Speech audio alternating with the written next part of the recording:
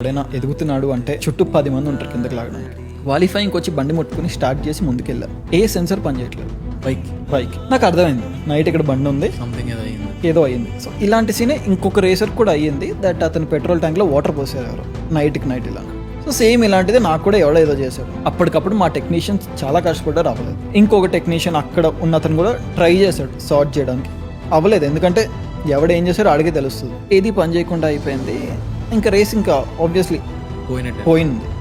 తర్వాత after 2 years నేను ఎందుకు ఢిల్లీ వెళ్తే అప్పుడు చెప్పాడు, సందీప్ నీకు ఒక్కటి చెప్పలేదు నేను, దట్ ఆ టైంలో నేను నీ బైక్ పైన వర్క్ చేస్తున్నా సరే నేను వర్క్ చేయనివ్వలేదు.